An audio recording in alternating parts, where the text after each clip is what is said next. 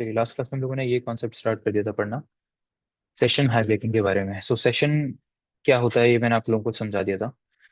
Session clear है सभी को? राइट। अब सेशन हाईजैकिंग का मतलब क्या होगा? सेशन क्या था एक बार दोबारा से बता दो ताकि समझ आ जाए, रिवीजन हो जाएगा आप लोगों का भी। बताइए सेशन क्या होता है। सर्वर मिलता है और सर्वर्स को परमिशन देता है। तो वो जो परमिशन मिलता है ना, वो उसको सेशन कहते हैं। ठीक है।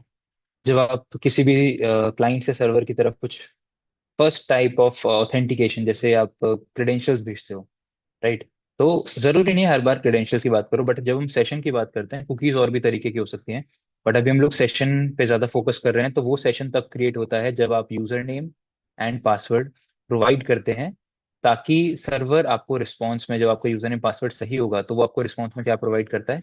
कुकीज। और वो कुकीज कैसे देता है ये भी समझ लीजिए एक बार आप लोग। एक हेडर होता है, HTTP रिस्पॉन्स हेडर बोलते हैं उसको। HTTP हेडर्स क्या होते हैं? आप जब कोई रिक्वेस्ट भेजते हो HTTP की, तो आपको लगता है कि आपका ब्राउजर कुछ और डेटा नहीं भेज रहा है, बट ऐसा नहीं होता है। आप जाके वो चीजें मॉड्यूल नंबर 13 14 15 में पढ़ोगे, जब हम लोग वेब की बात करेंगे, तो वहां पे आपको पता चलेगा कि और क्या क्या चीजें हैं जो आपका सिस्टम, आपका ब्राउजर भेजता है सर्वर की तरफ। तो उन चीजों को बोला जाता है हेडर्स। तो क्या बोलते हैं हम लोग? HTTP header. अभी आप क्या भेजो, अभी हम किसकी बात कर रहे हैं? एक HTTP, जैसे रिक्वेस्ट हेडर होते हैं। रिक्वेस्ट हेडर मतलब आप जो चीजें भेज रहे होते हो अपने क्लाइंट साइड से सर्वर की तरफ, वो क्या कहलाते हैं? Request headers. हाँ, मतलब वो एक रिक्वेस्ट हेडर का पार्ट होता है। गेट रिक्वेस्ट, पोस्ट रिक्वेस्ट, जैसे आप लोगों को गेट और पोस्ट बताया था मैंने जब वायाशाक हम लोग पढ़ रहे थे, राइट। तो वैसे ही ये चीजें आप भेज रहे होते हो अपने एंड से सर्वर की तरफ, और सर्वर की तरफ से फिर क्या आता है आपके पास?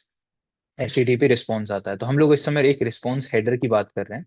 बहुत सारे हेडर्स हैं जो आप आगे पढ़ेंगे, बट अभी हम लोग जिस हेडर की बात कर रहे हैं उस हेडर का नाम है set cookie. Set hyphen cookie, ये एक हेडर है। इस हेडर के अंदर सर्वर आपको क्या प्रोवाइड करता है? कुकीज। जैसे मैंने आपको एग्जांपल दिया था कि एक कुकी है जिसका नाम है कुकी 1, उसका वैल्यू कुछ भी हो सकता है, वैल्यू 1। फिर सेमीकोलन लगा के एक और कुकी है कोई, कुकी 2, उसका कुछ भी वैल्यू हो सकता है। तो ये आपको वैल्यू, ये कुकीज और वैल्यूज कैसे प्रोवाइड की जाती है? हमेशा सेट कुकी पैरामीटर की मदद से, हेडर की मदद से। ठीक है। ये कौन रिस्पॉन्स कर रहा है आपको? सर्वर। ये सर्वर आपको दे देगा। अब ये कुकीज जितनी भी आपको मिली हैं, ये कौन आपको कौन सेव करके रख लेगा इन सारी कुकीज को? आपका जो ब्राउजर है, ब्राउजर के अंदर भी आपका जो कुकी जार होता है उसके अंदर ये सारी कुकीज की वैल्यू सेव हो जाती है। ठीक है। अब ये वैल्यूज आपके यहाँ पर आके सेव हो चुकी हैं। अब नेक्स्ट रिक्वेस्ट, अब आपने मान के चलो आपने रिक्वेस्ट भेजी अपने प्रोफाइल को एक्सेस करने के लिए, कि मुझे अपनी प्रोफाइल एक्सेस करनी है। तो वो रिक्वेस्ट जो जाएगी उसमें आपके दोनों कुकीज साथ में जाएंगी, ताकि इसके थ्रू सर्वर ये समझ पाए कि आपको रिस्पॉन्स में किस यूजर की प्रोफाइल प्रोवाइड करनी है। ऐसा नहीं कि किसी और यूजर की प्रोफाइल को वो आपको प्रोवाइड। तो ये सारी चीजें स्टार्ट किससे होती हैं? यूजर नेम पासवर्ड से। और हर बार आपको यूजर नेम पासवर्ड ना प्रोवाइड करना पड़े, इसलिए एक अलग मेथड ऑफ ऑथेंटिकेशन यूज हो जाता है, जिसको क्या बोला जाता है? सेशन आईडीज या कुकीज। समझ आया? वो क्या बोला जाता है? Session IDs. और वो किसका पार्ट होती है? कुकीज का पार्ट होती है। बैकएंड का पार्ट हाँ, ये सब कुछ आपके सर्वर साइड पे किया जाता है कॉन्फ़िगर। स्क्रिप्ट मतलब जो PHP पीछे चल रही जो भी स्क्रिप्ट बना रखी है, और सारी कुकीज को सेव करके वो डेटाबेस में एक जगह बनाया जाता है, ताकि जब भी आप रिक्वेस्ट में कोई भी कुकी भेजो ना, तो सर्वर उसको तुरंत डेटाबेस से कंफर्म कर ले कि ये कुकी कोई वैलिड कुकी है या नहीं है। मान के चलो मैं कुकी की वैल्यू गलती से मेरे से डिलीट हो, अब होता क्या है, एक चीज यहाँ समझो। अब आप लोग कुकीज अब आपके पास हैं, तो सर्वर समझ जाएगा कि आपका सेशन बना हुआ है। अब आप लोग क्या करते हो, कभी कभी अपनी ब्राउजर की हिस्ट्री डिलीट करते हो, उसके साथ साथ उसके कुकीज और कैशे वगैरह सब डिलीट हो जाता है। करा होगा सभी ने, राइट। जब आप ये काम करते हो तो कुकीज, जब वो आपसे पूछता है ना कि आपको कुकीज डिलीट करनी है या नहीं करनी है, तो वो कुकीज आपके जो कुकी जार में स्टोर होती हैं ब्राउजर के अंदर, उन सारी कुकीज को क्या कर देता है? वो डिलीट कर देता है। और अगर आपके पास जो सर्वर ने कुकीज भेजी थी वो डिलीट हो चुकी हैं, तो इस समय क्या होगा? सर्वर आपको अब आइडेंटिफाई नहीं कर पाएगा। मतलब अब आप जो रिक्वेस्ट भेज रहे होगे, इस रिक्वेस्ट में कोई भी कुकी नहीं होगी। और अगर कोई भी कुकी नहीं होगी तो सर्वर आपको तुरंत बोलेगा कि आप दोबारा से लॉगिन करिए, वो आपको बोलेगा कि आप री लॉगिन करिए। वो आपको तुरंत भेज देगा login.php वाले पेज की तरफ, ताकि आप दोबारा से लॉगिन करके अपना एक नया सेशन क्रिएट करें। होता ही है हर बार, जैसे आप अपने कुकीज डिलीट करते हैं ब्राउजर की, तो आप जितने भी अकाउंट में अभी तक आपने अपना सेटअप करा होता है, जीमेल हो गया, फेसबुक हो गया, इंस्टाग्राम हो गया, लिंक्डइन हो गया, कितने भी सोशल मीडिया प्रोफाइल, ट्राई एटमी, कुछ भी अपने अकाउंट सेटअप कर रखे हैं, वो सभी से आप क्या हो जाओगे, एक साथ लॉग आउट हो जाओगे, अगर आपने अपनी सारी कुकीज को अपने ब्राउजर से डिलीट कर दिया। समझ आ गया? तो ये कॉन्सेप्ट होता है कुकीज का। अब कुछ कुकीज ऐसी होती हैं, कुकीज की और भी प्रॉपर्टीज होती हैं, जिसमें से एक प्रॉपर्टी बहुत इंपॉर्टेंट है, कुकी का एक्सपायरी टाइम। कुकीज एक्सपायर होती हैं। जैसे आपने बैंकिंग वेबसाइट्स देखी होंगी, बैंकिंग वेबसाइट्स में क्या होता है, आप लॉग इन करते हो, आपको ट्रांजेक्शन करना होता है, वो ट्रांजेक्शन का जो टाइम होता है वो कुछ लिमिटेड पीरियड के लिए मिलता है आपको, 3 मिनट, 4 मिनट, 5 मिनट, इस तरीके का ट्रांजेक्शन लिमिट आपको मिलती है, जिससे अगर आप एक्सीड कर दोगे तो आपका सेशन क्या कर देगा, वो लॉग आउट कर देगा। मान के चलो आपको पेमेंट करने में या कुछ डिटेल्स फिल करने में लग गया टाइम, और उस समय ओटीपी आने में टाइम लग गया, या आपने कुछ डिटेल प्रोवाइड करने में टाइम लगा दिया, तो वो सेशन को बोलते हैं कि आप दोबारा से सारी चीजें स्टार्ट करो। फिर लॉगिन करना पड़ेगा आपको, फिर ओटीपी डालना है, जो भी प्रोसेस है वो आपको करने के बाद सेशन मिलेगा आपको। मतलब बैंक की वेबसाइट ज्यादा देर तक लॉग इन कर सकते हैं, तो लॉग आउट कर कोई देता है रिक्वाइर आपको वो। करते हैं या फिर कुछ और भी मतलब हमारे तो क्यों? लॉग आउट क्योंकि जो आपकी कुकीज होती है ना, मान के चलो कुकीज तो आपके ब्राउजर में सेव है, बट उस कुकी का जो एक्सपायरी टाइम है वो खत्म हो चुका होता है। वो 5 मिनट के लिए वैलिड थी, 10 मिनट के लिए थी, 2 मिनट के लिए थी। अगर वो टाइम खत्म, तो हाँ, तो फिर आप दोबारा से लॉग इन करोगे, दोबारा नई कुकी मिलेगी, और इस बार आपको ध्यान रखना है कि कुकी एक्सपायर होने से पहले आप अपना काम कर लें। ठीक है। और कुछ ऐसी वेबसाइट्स होती हैं जो वल्नरेबल बोल सकते हो आप, क्योंकि उसमें कुकीज एक्सपायर नहीं होती हैं, जैसे जीमेल, यूट्यूब, फेसबुक। कभी आपको दोबारा लॉगिन करने की जरूरत पड़ती है? कभी भी नहीं। आप 2-2 महीने, 3-3 महीने, 4-4 महीने, 6-6 महीने आप एक बार लॉगिन कर लो अपने ब्राउजर पे, या अपने मतलब ब्राउजर पे ही आप किसी वेबसाइट को लॉगिन कर लो, दोबारा लॉगिन करने की जरूरत नहीं पड़ती है, क्योंकि उसकी कुकीज वो कभी एक्सपायर नहीं करता है। क्योंकि एक्सपायर करेगा तो यूजर को वो सारी चीजें फिर सेटअप करनी पड़ेगी जो उसने पहले से सेट कर ली। एक्सपायरी में हर एक कुकी का एक्सपायरी वैल्यू, हर एक कुकी का इंडिविजुअल एक्सपायरी वैल्यू होता है। वो अगर सेट कर रखा है तो ठीक है, नहीं कर रखा है तो आपका कभी भी कुकी एक्सपायर नहीं हो, वो इनडेफिनेट टाइम तक चलता रहेगा। समझ आया? तो ये चीज समझ आई कुकीज के बारे में, कुकीज क्या होती हैं। अब हमने सेशन अच्छे से दोबारा समझ लिया है, सेशन क्या होता है। अब बात करते हैं सेशन हाईजैकिंग के बारे में। तो सेशन हाईजैकिंग, हाईजैकिंग का मतलब क्या होता है? हाईजैकिंग का मतलब ही तो कंट्रोल ले लेना। तो अभी अपने सेशन का कंट्रोल आपके हाथ में है, वही सेशन का कंट्रोल कुकीज की मदद से या सेशन आईडीज की मदद से अटैकर ले सकता है। वही कंट्रोल जो अभी आपके पास था, आपके वेबसाइट का, आपके अकाउंट का कंट्रोल आपके पास था, वही कंट्रोल अटैकर ले सकता है अगर वो आपके साथ सेशन हाईजैकिंग जैसा कोई अटैक परफॉर्म कर दे। मतलब अटैकर को फिर आपके यूजर नेम पासवर्ड की जरूरत नहीं है, वो उसको, उसके पास अगर आपकी कुकीज मिल जाएगी तो वो आपके सेशन को हाईजैक कर सकता है। वो आपके एक्टिव सेशन के अंदर जा सकता है, उसको कंट्रोल कर सकता है, उसमें कमांड्स या जो भी है, जो भी काम करना चाहता है वो एक्शन परफॉर्म कर सकता है। तो उस वल्नरेबिलिटी को क्या बोला जाता है? सेशन हाईजैकिंग, या इस अटैक को बोला जाता है सेशन हाईजैकिंग अटैक। समझ आया यहाँ तक? मतलब अगर आपको किसी की एक्टिव कुकीज मिल जाएं और आप उस कुकीज को अपने ब्राउजर में डालना सीख जाएं, तो आपको उसका सेशन एक्सेस मिल जाएगा बिना उसके क्रेडेंशियल्स जाने हुए। ठीक है। प्लेन टेक्स्ट में तो नहीं होती, लेकिन आपके ब्राउजर में तो होती है ना। जब आप ट्रांसमिट कर रहे होगे तब तो इंक्रिप्ट होगा सारा डेटा, बट जब आपके ब्राउजर में वो चीजें पड़ी हुई हैं, या कुछ ऐसे अटैक्स हैं जो अगर आप परफॉर्म कर लो, तो सेशन हाईजैकिंग आप कर सकते हैं। कुछ तरीके हैं जिसके थ्रू आप सेशन हाईजैकिंग जैसी चीजें परफॉर्म कर सकते हैं। बेसिकली सेशन हाईजैकिंग में अब आपको एक चीज पता चल गई, आपके लिए किस चीज की इंपॉर्टेंस है, कुकीज की। अगर आपके पास कुकीज आ गई तो आप सेशन हाईजैकिंग कर पाओगे, कुकीज नहीं है तो सेशन हाईजैकिंग नहीं कर पाएंगे आप। इंक्रिप्टेड होती है मतलब जब कम्युनिकेशन कर रहे होते हैं, जब आपके ब्राउजर पे होती है तब वो प्लेन टेक्स्ट में होती है, बट जब आप उसको ट्रांसमिट कर रहे होते हैं एक जगह से दूसरी जगह, तो वो इंक्रिप्टेड हो सकती है। आप स्निफिंग कर रहे होगे और आपके पास कुकीज आ जाए तो अच्छी बात है, अगर प्लेन टेक्स्ट में ट्रांसमिट कर रही है तो। और JW टोकन से अलग चीज होती है। टोकन भी एक मेथड होता है वेरीफाई करने का, ऑथेंटिकेशन करने का। जैसे अभी आपको बार बार यूजर नेम पासवर्ड प्रोवाइड करने की जरूरत ही नहीं पड़ रही है, क्योंकि आपने ऑथेंटिकेशन किसके थ्रू कर रहे हो? कुकीज के थ्रू। मैंने बताया ना, ये भी क्या एक मेथड ऑफ ऑथेंटिकेशन है। अगर आपकी कुकीज चेंज हो जाएंगी या आपने डिलीट कर दी, तो ऑथेंटिकेशन का जो तरीका था वो खत्म हो गया। वैसे ही टोकन्स यूज किए जाते हैं। टोकन्स का अलग अलग काम होता है। कुछ टोकन्स ऐसे होते हैं, जैसे अभी आगे जाके आप लोग पढ़ेंगे, एक वल्नरेबिलिटी होती है CSRF, तो उसमें CSRF टोकन यूज होते हैं। CSRF, हाँ। ठीक है, इसके अलावा वेब कैशे टोकन्स होते हैं, इसके अलावा JWT टोकन्स होते हैं। तो ये अलग अलग तरीके के टोकन्स हैं, वैल्यूज हैं, जिसके थ्रू सर्वर कुछ ना कुछ कंफर्म कर रहा होता है, आपको वेरीफाई कर रहा होता है हर एक स्टेप पे। ये जो टोकन्स होते हैं ना, ये हर एक स्टेप के लिए अलग अलग तरीके से जनरेट किए जाते हैं, बट जो कुकीज होती हैं वो सेम रहती हैं पूरे सेशन के लिए। टोकन्स अलग, जैसे आप मान के चलो, आप अपना ईमेल एड्रेस या पासवर्ड चेंज कर रहे हो अपने अकाउंट में, तो सर्वर आपको एक यूनिक टोकन प्रोवाइड करेगा उस एक्शन को परफॉर्म करने के लिए, उस यूनिक एक्शन को परफॉर्म करने के लिए। और जो सेशन कुकीज हैं वो आपकी जैसी हैं वैसी रहेंगी जब तक आप सेशन लॉग आउट नहीं करते हैं। आपकी सेशन कुकीज कब आपके ब्राउजर से हट जाती हैं? जब आप लॉग आउट करते हैं। जैसे आपने लॉग आउट किया, तो ये कुकीज को बेसिकली करता क्या है, आपके ब्राउजर पे तो रहती हैं ये कुकीज, ये लेकिन आपका सर्वर इनको अपने डेटाबेस से हटा देता है। जैसे हमने लॉग आउट किया, तो सर्वर को ये पता चल गया कि इस यूजर ने लॉग आउट कर दिया है, तो उसकी कुकीज अब किसी काम की नहीं है, तो उसको वो डेटाबेस से हटा देगा। और उसके बाद आपका ब्राउजर दोबारा जब वो कुकीज को भेजेगा, तो उसको सर्वर ऑथेंटिकेट नहीं करेगा उसके बेसिस पे, आपको वो समझ जाएगा कि ये तो कुकीज मैंने डिस्कार्ड कर दी है, रिमूव कर दिया है।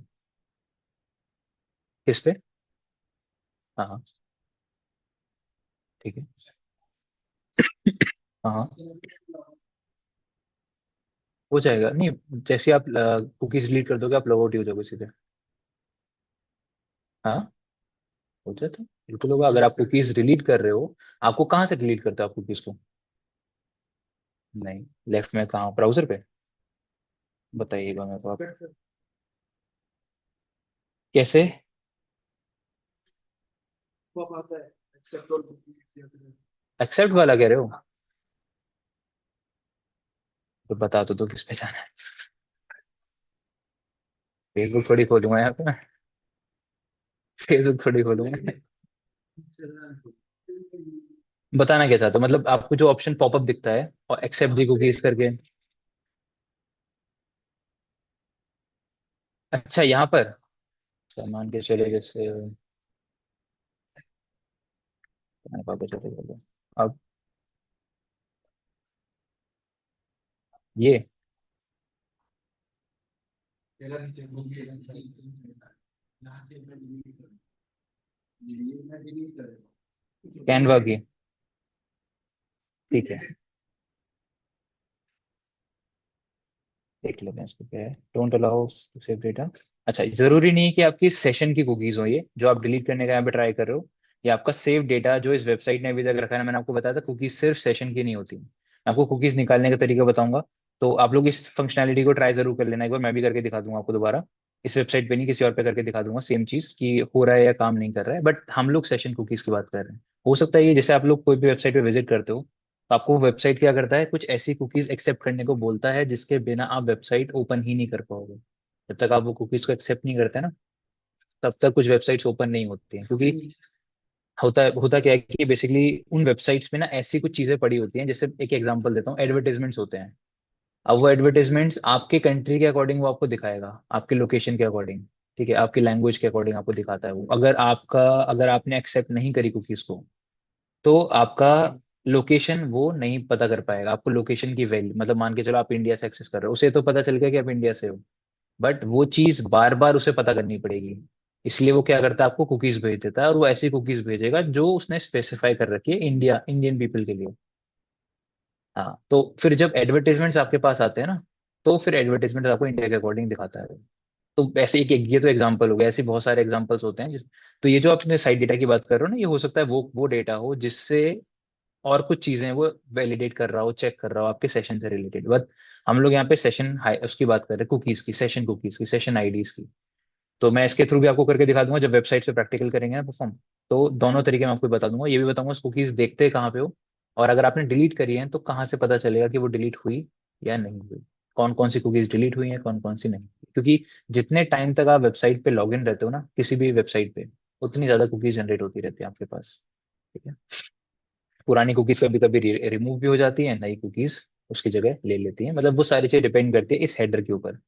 अगर सर्वर आपको ये हेडर भेज रहा है, तो आपकी कुकीज अपडेट हो जाएंगी, उसने सेम नाम की कुकी का एक और वैल्यू आपको प्रोवाइड कर दिया, तो मतलब आपका जो वैल्यू है, जो कुकी जार में कंटेंट पड़ा हुआ है, वो अपडेट हो जाएगा।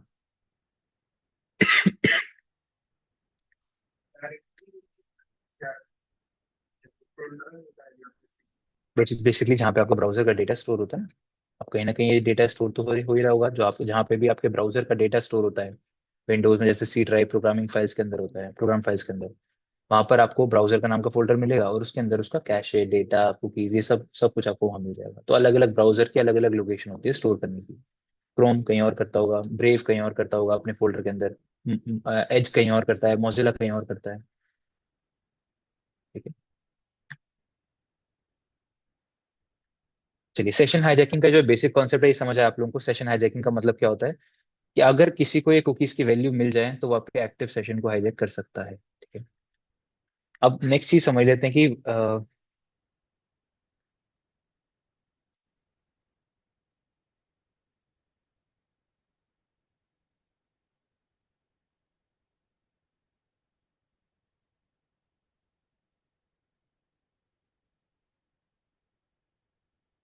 सेशन,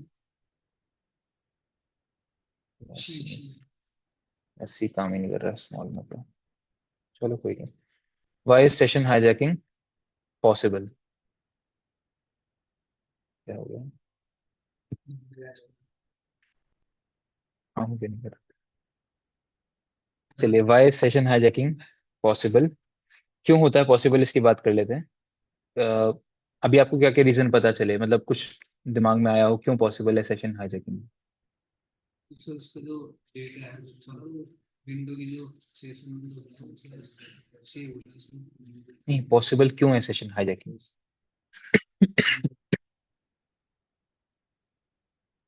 तो इससे क्या पता चल रहा है कि यूजर को बार बार लॉगिन क्यों नहीं करना पड़ रहा है? क्या क्या ऐसा वल्नरेबल कंपोनेंट है जिससे सेशन हाईजैकिंग पॉसिबल है? यही सामने लिखा है।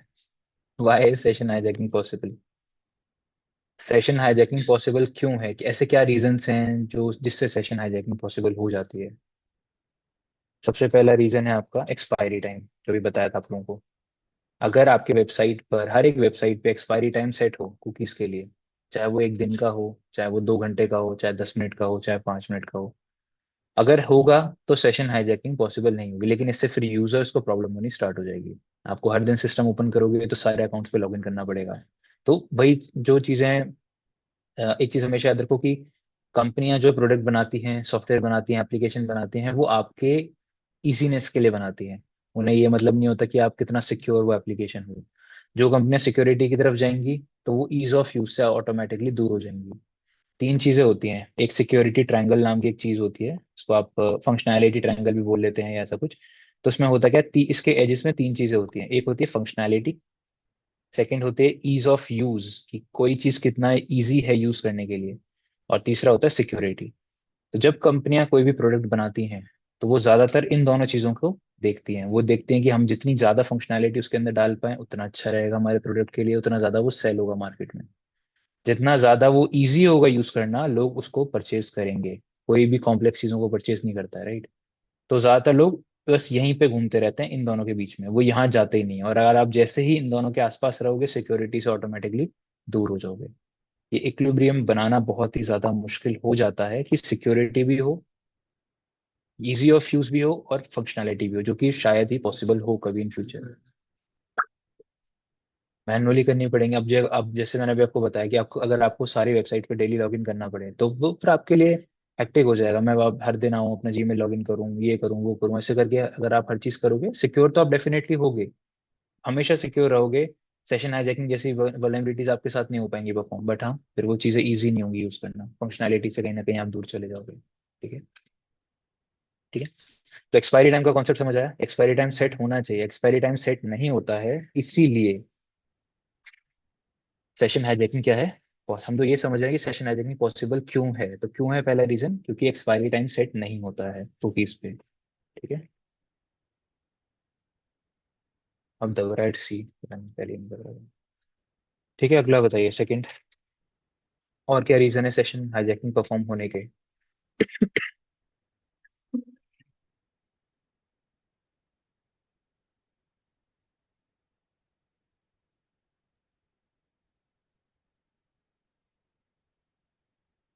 सेकंड ऑप्शन, सेकंड रीजन क्या है सेशन हाईजैकिंग होने का? ऐसी एल्गोरिदम्स जो अब कुकीज जनरेट करने के लिए सर्वर को कुछ एल्गोरिदम्स यूज करनी पड़ती है। एल्गोरिदम्स मतलब कुछ तरीका, स्टेप बाय स्टेप प्रोसीजर कि वो आपको क्या कुकी प्रोवाइड करेगा, वो कुकीज को जनरेट कैसे कर रहा है। जितना रेंडमली आपकी कुकीज जनरेट की जाएंगी उतना सिक्योर आपका कुकी जनरेशन एल्गोरिदम होगी, मतलब उतनी कुकीज आपकी सिक्योर होंगी। अगर आपकी कुकीज वीक हैं, जैसे कुछ कंपनियां क्या करती हैं कि आपका यूजर नेम को यूज कर देती है कुकी के अंदर, और सिर्फ यूजर नेम को क्या कर देती है, वो यूआरएल एनको सॉरी बेस 64 से एनकोड कर दिया या किसी और एल्गोरिदम से उसको एनकोड कर दिया, बस वो आपको कुकीज में प्रोवाइड कर देती है। मान के चलिए कि अगर किसी यूजर की, एग्जाम्पल के लिए सेशन कुकी, मान के चलो एक सेशन कुकी है, वो उस यूजर का यूजर नेम को एनकोड कर दिया उसने बस। जैसे मान के चलो आपका यूजर नेम है user123 हेलो, ऐसे करके आपका कोई यूजर नेम है। अब इसको, अगर ये यूजर नेम है जिसके थ्रू आप लॉग इन करते हो, अगर आप इसको बेस 64 से एनकोड कर दोगे, तो जाइए चेक करिए इसको, बेस 64 एनकोडिंग कर दो उसको। बेस 64 एक एनकोडिंग एल्गोरिदम है, एक तरीका है एनकोड करने का। एनकोड मतलब कि आपके टेक्स्ट को, प्लेन टेक्स्ट को किसी और फॉर्म में कन्वर्ट कर देना, जिसको साइफर टेक्स्ट बोलते हैं। अब मान के चलो आपकी कुकीज कुछ इस तरीके से आपको आ रही है। अब अटैकर को अगर ये पता चल गया, क्योंकि एनकोडिंग को डिकोड करना बहुत ज्यादा इजी होता है, अगर आप किसी चीज को एनकोड करते हैं तो उसको डिकोड करना बहुत ही ज्यादा रिलेटिवली इजी होता है। इसमें कोई भी की यूज नहीं की जाती है जैसे इंक्रिप्शन में होता है। यहाँ पर कोई भी ऐसा तरीका यूज नहीं किया जाता जो हैशिंग में यूज किया जाते हैं। हैशिंग एक अलग ही प्रोसेस है जिसको रिवर्स करना मैंने आपको पहले ही बता रखा है, पॉसिबल नहीं होता है। तो अगर ऐसा कुछ वीक एल्गोरिदम है तो अटैकर क्या करेगा, अटैकर को बस आपका यूजर नेम पता होना चाहिए। आपका यूजर नेम आपका ईमेल एड्रेस हो सकता है, आपका यूजर नेम आपका कोई भी अ, कुछ भी हो सकता है जो अटैकर ने गैदर करी है इन्फॉर्मेशन आपके बारे में, और अगर उसको पता है तो वो बिना पासवर्ड के आपके सेशन आईडी के थ्रू, आपके सेशन कुकी के थ्रू आपके अकाउंट को एक्सेस कर पाएगा। तो क्योंकि देखो, अटैकर को ये चीज पता करने में टाइम नहीं लगेगा, क्योंकि अटैकर सबसे पहले अकाउंट उस वेबसाइट पे खुद का बनाएगा, और वो खुद के अकाउंट पे सारी चीजें ट्राई करके देखेगा कि क्या मैं अपने अकाउंट, मेरे अकाउंट का कुकी क्या आ रहा है, सेशन कुकी क्या आ रही है। वो अपने अकाउंट पे सारी चीजें ट्राई करेगा, उसे पता चलेगा कि मेरे अकाउंट पे सेशन कुकी मेरे यूजर नेम से बन रही है बस।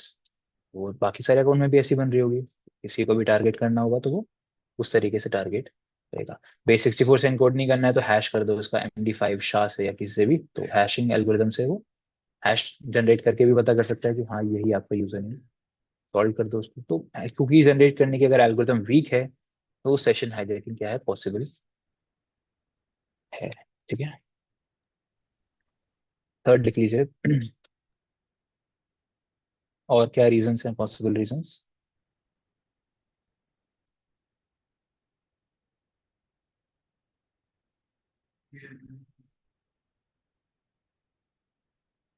क्या कह रहे हो।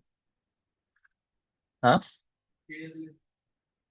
हाँ, केयरलेस पीपल भी आएगा सोशल इंजीनियरिंग के अंदर, लिख लेंगे वो भी, कि आप लोगों की भी कुछ गलतियां होती हैं, वल्नरेबल ह्यूमंस होते हैं जिनकी वजह से अटैक पॉसिबल हो जाता है। पहले इसको समझ लेते हैं, सेशन मैनेजमेंट इज वीक। अब इसके अंदर बहुत सारी चीजें मतलब आ सकती हैं, बहुत सारी चीजें। आपके सेशन को सिक्योर करने के लिए सर्वर कुछ चीजें इंप्लीमेंट कर सकता है। वो ऐसी चीजें सेट कर सकता है कि ये जो मैंने सेशन कुकी भेजी है किसी यूजर को, वो सिर्फ एक ही सिस्टम से चले, एक ही आईपी से एक्सेस किया जाए। दूसरे पब्लिक आईपी से सेम सेशन कुकी को एक्सेस जब करने का ट्राई करोगे आप, तो वे दोनों सेशन को लॉग आउट कर दे। ऐसा मैकेनिज्म सेट होना चाहिए। ठीक है, ऐसा मैकेनिज्म सेट होना चाहिए, मतलब आपने अपने सिस्टम, अपने ब्राउजर पे आपने लॉग इन कर लिया, और जो सामने वाला अटैकर है उसको अगर किस तरीके से आपकी कुकीज मिल गई, तो वो आपके सेशन को लॉग इन करने का ट्राई करेगा, एक्सेस करने का ट्राई करेगा। तो सर्वर यहाँ पे क्या कर सकता है कि जब एक ही कुकी को दो लोग एक टाइम पे यूज कर रहे हैं, दो अलग अलग आईपी से, तो वो दोनों को लॉग आउट करने का ट्राई कर सकता है। अब इसमें चाहे आप ही दो जगह से एक्सेस कर रहे हो तब भी ये चांस हो सकते हैं। कुछ वेबसाइट्स आपने देखी होंगी कि जब उनको एक जगह से लॉग इन कर लेते हैं तो दूसरी जगह से तुरंत लॉग आउट हो जाता है, जैसे व्हाट्सएप। व्हाट्सएप को आपने यूज करा होगा, व्हाट्सएप वेब सिर्फ एक ही जगह चलता है ना। तो उसका जो सेशन हैंडलिंग मैकेनिज्म है वो स्ट्रांग है, राइट, क्योंकि वहाँ पे थोड़ा आपके सिक्योर चैट्स होते हैं, इसलिए इसको स्ट्रांग बनाया गया है ताकि एक जगह से अगर आपने लॉग इन कर रखा है तो दूसरा व्हाट्सएप वेब आप एक्सेस ना कर पाओ। ठीक है। दूसरी चीज क्या हो सकती है कि वो जिस तरीके से उसने आपके कुकीज जनरेट करी है, ठीक है, वो कुकीज को लोकेशन के अकॉर्डिंग भी सेट कर देता है कि मैंने अगर इस स्पेसिफिक आईपी के लिए कुकी को जनरेट किया है इस आईपी के अलावा अगर आप खुद जाके भी कहीं और किसी और आईपी से आप ट्राई करोगे एक्सेस करने का, तो वो तुरंत आपको लॉग आउट कर सकता है, चाहे किसी और ने करा हो ना करा हो, आप किसी और डिवाइस। ये चीज डिवाइस बेस्ड भी हो सकती है। डिवाइस बेस्ड मतलब कि लैपटॉप से लॉगिन किया गया है या मोबाइल से लॉगिन किया गया है, उसकी अलग अलग कुकीज होती हैं। मतलब ये एल्गोरिदम्स, ये चीजें पहले से सेट होती हैं सर्वर साइड पे। तो कुकी सेशन मैनेजमेंट का जो तरीका होता है कुकीज को मैनेज करने का जो प्रोसेस है, वो अगर अपने आप स्ट्रांग हो, तो आपका सेशन हाईजैकिंग अटैक परफॉर्म होने से बच सकता है। हाँ बिल्कुल, डेटाबेस में रखना पड़ेगा, जैसे वो इन्फॉर्मेशन चेंज होगी। डिवाइस। हाँ, तो वो इन्फॉर्मेशन अगर रखता है आपकी और उसके अकॉर्डिंग डिसीजन लेता है, तो सेशन मैनेजमेंट आपका ऑटोमेटिकली स्ट्रांग हो जाएगा। आपका आईपी से आपकी लोकेशन पता चल जाती है। वही ना। हाँ, तो इसीलिए नहीं करती हैं कुछ वेबसाइट ऐसा। जो वेबसाइट सिक्योर होती है वो यही करती हैं कि हाँ आप एक ही जगह से एक्सेस कर सकते हो, दूसरे से कर ही नहीं सकते। कभी कभी क्या होता है कि आप एक ही जगह से दो जगह दो बार भी नहीं कर सकते एक्सेस, जैसे व्हाट्सएप होता है, आप सेम नेटवर्क से दो ब्राउजर में ओपन करो तब भी नहीं कर पाते हो, तो दूसरे से तो कर ही नहीं पाओगे। वो वेबसाइट के फंक्शनैलिटी पे डिपेंड करता है, इजीनेस पे डिपेंड करता है। अब फेसबुक और इंस्टाग्राम पे अभी जो मैं टेक्निक्स बताऊंगा, वो आप लोग ट्राई करोगे तो आपका फेसबुक इंस्टाग्राम का अकाउंट कोई भी ओपन कर सकता है, अगर उसके पास आपकी सारी कुकीज हों। ये सभी वेबसाइट पे ट्राई हो जाएगा। आप ट्रैक पे ट्राई कर लो, इंस्टाग्राम पे ट्राई कर लो, फेसबुक पे ट्राई कर लो। ये एक ऐसा वल्नरेबिलिटी है जो वो लोग वल्नरेबिलिटी की तरह नहीं कंसिडर करते हैं। उनके लिए कोई ये वल्नरेबिलिटी नहीं है। ये वल्नरेबिलिटी क्यों नहीं है ये भी आप समझ, अभी समझ आ जाएगा थोड़े टाइम में। पहले इतना समझ आया, सेशन मैनेजमेंट इज वीक। ये मैनेजमेंट का जो तरीका है, सेशंस को कुकीज को मैनेज करने का तरीका, वो वीक होता है, जिसकी वजह से वल्नरेबिलिटी निकल के आती है। कोर्स समझ लीजिए। सेशन हाईजैकिंग पॉसिबल इसलिए भी होता है क्योंकि एक वल्नरेबिलिटी है जिसका अटैकर एडवांटेज लेता है, और उस वल्नरेबिलिटी का नाम क्या है? एक्सएसएस। इसको बोलते हैं क्रॉस साइट स्क्रिप्टिंग।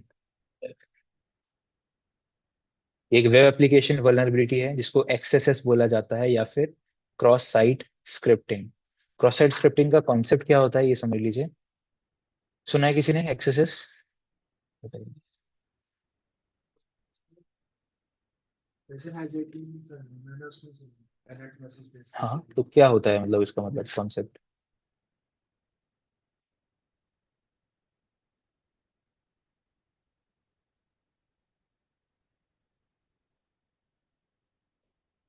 हाँ बताओ ना, तुमसे पूछा ना। तो आगे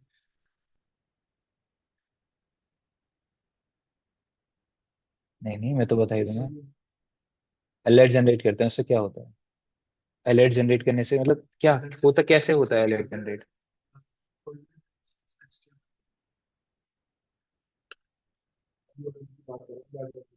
मैंने वो करी। हम्म। तो जैसे कि ऑलरेडी कोई भी पैरामीटर पे है, कि हमने स्क्रिप्ट का स्क्रिप्ट जो एचटीएमएल टैग होती है उससे अलर्ट जनरेट कर रहा है, हम्म। तो हम उससे दूसरी इंफॉर्मेशन निकाल सकते हैं, जो कुकीज आईडी हो सकती है या फिर कुछ भी सेशन आईडीज वगैरह सेशन होते आईडी हैं। हो। तो एक्सएसएस क्या होता है? एक वेब एप्लीकेशन वल्नरेबिलिटी है जिसको हम आगे जाके समझेंगे। अभी मैं इसका बस आपको ओवरव्यू दूंगा। इसको जो कैसे परफॉर्म किया जाता है ये आपको तब समझ आएगा जब मैं आपको मॉड्यूल नंबर 13 14 15 पे जो हम लोग काम करेंगे। क्या एक्सएसएस? मैं देखो, वेब वेब की वल्नरेबिलिटीज ऑटोमेटिकली भी निकाली जा सकती हैं वल्नरेबिलिटी स्कैनर्स की मदद से, और मैनुअली भी मैनुअली जो निकाली जाती हैं, मैनुअली हमेशा कंफर्म किया जाता है, क्योंकि ना ऑटोमेटेड स्कैनर्स कभी कभी कुछ गलत फॉल्स पॉजिटिव रिजल्ट भी आपको दे देते हैं, इसलिए हाँ मैनुअली इसको हमेशा, मतलब मैनुअली सारी वल्नरेबिलिटीज निकाली ही जाती हैं, खासकर वेब की। तो क्रॉस साइट स्क्रिप्टिंग का कॉन्सेप्ट क्या है इसको समझ लीजिए। एक्सएसएस एक ऐसी वल्नरेबिलिटी है जो क्लाइंट साइड कंसिडर की जाती है, ये सर्वर साइड वल्नरेबिलिटी नहीं होती है। मतलब यहाँ पर टारगेट किसको किया जाता है? क्लाइंट को। और क्लाइंट मतलब आप, मैं, हम लोग जो वेबसाइट को एक्सेस कर रहे हैं। सर्वर को टारगेट नहीं किया जाता है, ठीक है। तो ये एक ऐसी वल्नरेबिलिटी है जहां पर अटैकर जावा स्क्रिप्ट सभी ने सुनी है? कौन सी लैंग्वेज है, कहाँ की लैंग्वेज है JavaScript? Client side. Server side पे काम नहीं करती है, सर्वर साइड पे कभी भी जावास्क्रिप्ट एग्जीक्यूट नहीं करेगी। जावास्क्रिप्ट कहाँ पे एग्जीक्यूट करती है? सिर्फ क्लाइंट साइड पे। क्लाइंट साइड मतलब आपका ब्राउजर। जावास्क्रिप्ट, एचटीएमएल और सीएसएस, ये इन तीनों लैंग्वेजेस को रीड करना किसको आता है? आपके ब्राउजर को, और किसी को नहीं आता है। तो आपका जो ब्राउजर होता है वो इन तीनों लैंग्वेजेस के कोड को रीड करके, इंटरप्रेट करके आपको आउटपुट दिखाता है। ये चीज समझ आई? तो उसमें से एक ऐसी लैंग्वेज है जो आपके वेबसाइट को फंक्शनैलिटी प्रोवाइड करती है। कौन सी लैंग्वेज है वो? जावास्क्रिप्ट। एचटीएमएल आपका स्ट्रक्चर डिजाइन करता है, सीएसएस उसको डिजाइन देता है, और जावास्क्रिप्ट उसमें फंक्शनैलिटी ऐड करता है। तो हम अटैकर यहाँ पे बेसिकली क्या करता है, यहाँ पे जावास्क्रिप्ट के मेलिशियस पेलोड्स का यूज करके, जावास्क्रिप्ट के भी बहुत सारे मेलिशियस कमांड्स और पेलोड सिंटैक्स होते हैं जिनका यूज करके अटैकर क्लाइंट्स को टारगेट करता है। और खासकर इस अटैक को यूज किया जाता है कुकी स्टीलिंग के लिए। अटैकर कुकीज को स्टील कर सकता है, चुरा सकता है। आपके ब्राउजर में जो स्टोर्ड कुकी है वो सारी कुकीज अटैकर के पास आ सकती हैं, क्योंकि आपको पता है जावास्क्रिप्ट फंक्शनैलिटी प्रोवाइड करता है, क्लाइंट साइड है, और आपके ब्राउजर में एग्जीक्यूट करता है। तो ब्राउजर की सारी प्रॉपर्टीज जो उस वेबसाइट से रिलेटेड है वो भी एक्सेस कर सकता है। और अगर वो एक्सेस कर सकता है तो वो चीज वो अटैकर के सिस्टम पर भी सेंड कर सकता है। तो वही कॉन्सेप्ट होता है किसका?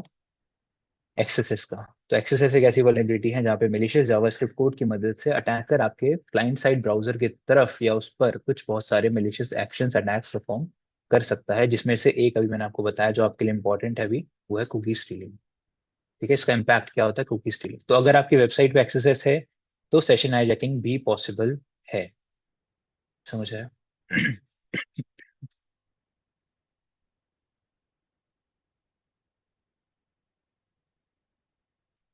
एक्सरसाइज के लिए रिक्वेस्ट में हेडर होता है ताकि एक्सरसाइज ना हो। वो एक्सट्रीम ऑप्शंस, हाँ, वो ऐड किया जाता है। उसका सिर्फ एक्सेस से बचने के लिए रीजन नहीं होता है, उसका ये भी होता है कि आपकी वेबसाइट का कोई आई फ्रेम किसी और में इंजेक्ट ना कर पाए। आई फ्रेम मतलब आपके वेबसाइट का जो फ्रेम है ना, आपके सामने दिख रहा होता है, मतलब वेबसाइट का जो वेब पेज है वो कोई और इंजेक्ट ना कर पाए। तो नॉर्मली इसको क्लिक जैकिंग से बचने के लिए भी लगाया जाता है एक्स फ्रेम ऑप्शंस को। बट एक्सेस के लिए नहीं लगाया जाता इसको स्पेशली, वो एक्स फ्रेम ऑप्शंस बाकी चीजों के क्लिक जैकिंग के लिए मोस्टली लगाया जाता है। फिफ्थ कॉन्सेप्ट समझ लीजिए अब आप लोग, non encrypted communication. Non encrypted communication का कॉन्सेप्ट क्या होता है? पता है आप लोगों को, अगर आपका कम्युनिकेशन इंक्रिप्ट नहीं है तो उससे क्या पॉसिबिलिटी होती है? स्निफिंग की। और स्निफिंग पॉसिबल है तो ये अटैक भी पॉसिबल है। स्निफिंग करके मान के चलो कि अटैक, अभी हम लोगों ने स्निफिंग में जब प्रैक्टिकल किया था तो हमने क्रेडेंशियल स्टील करे थे। मान के चलो कि जब अटैकर ने स्निफिंग स्टार्ट करी, यूजर पहले ही लॉग इन कर चुका था स्निफिंग स्टार्ट करने से पहले, तो अभी भी अटैकर के पास ऑप्शन है कि वो स्निफिंग के थ्रू जो डेटा कैप्चर करा है उसने, वो उस कैप्चर्ड डेटा से भी क्या कर सकता है? लॉग इन कर सकता है। क्योंकि उस कैप्चर्ड डेटा में क्या होगा उसके पास? कुकीज। उन कुकीज की मदद से अटैकर अभी भी आपके सेशन को हाईजैक, क्योंकि मैंने आपको हर बार बताया, आप कोई भी एक रिक्वेस्ट भेजोगे उस रिक्वेस्ट में कुकी जाएगी ही जाएगी। अगर यूजर ने मान लो 2 महीने पहले लॉग इन किया था, वो आज उस वेबसाइट को यूज कर रहा है उस समय जब अटैकर उसको स्निफ कर रहा है ट्रैफिक को। ठीक है, और अटैकर ने स्निफिंग स्टार्ट करी, सारा डेटा, आप वेबसाइट पे इंटरेक्ट कर रहे हो, आपने वेबसाइट पे रिक्वेस्ट भेजी, रिक्वेस्ट भेजते ही साथ सारा डेटा जो कुकीज का था वो भी जाएगा सर्वर के पास। और जैसे सर्वर के पास वो सारा डेटा जाएगा, आप भी क्या कर लोगे? उस सारे डेटा को कैप्चर कर लोगे अपने स्निफर पे। और उस डेटा को फिर यूज और उस फिर डेटा को यूज करके आप क्या करेंगे? अटैक परफॉर्म कर सकते हैं, उसके सेशन को हाईजैक कर सकते हैं, उसके अकाउंट को टेक ओवर कर सकते हैं। हो जाएगी तो हर एक रिक्वेस्ट में आप जो भी रिक्वेस्ट भेजोगे कुकीज जाती ही जाती हैं। हर एक रिक्वेस्ट आपने बोलोगे कि मुझे अपना लॉगिन पेज एक्सेस करना है, लॉगिन नहीं सॉरी, अकाउंट पेज एक्सेस करना है, या आपको किसी का मैसेज पेज एक्सेस करना है, मैसेजेस का, या अपना शॉपिंग लिस्ट, अपना कार्ट एक्सेस करना है, या प्रोफाइल या कुछ भी, उन एचटीटीपी पैकेट्स में आपके नॉन इंक्रिप्टेड कम्युनिकेशन में आप स्निफ कर पाओगे कि क्या क्या चीजें आपने भेजी हैं, क्या क्या कनेक्शन आपका गया है। ठीक है, समझ आया नॉन इंक्रिप्टेड कम्युनिकेशन का कॉन्सेप्ट? समझ आया आप लोगों को? ठीक है, तो ये कुछ ऐसे पॉसिबल रीजंस हैं जिनसे सेशन हाईजैकिंग पॉसिबल होता है। ठीक है, और तो कुछ अभी याद नहीं आ रहा, अगर याद आएगा तो मैं बता दूंगा आप लोगों को।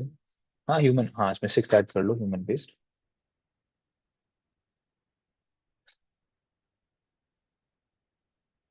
जैसे मान के चलिए,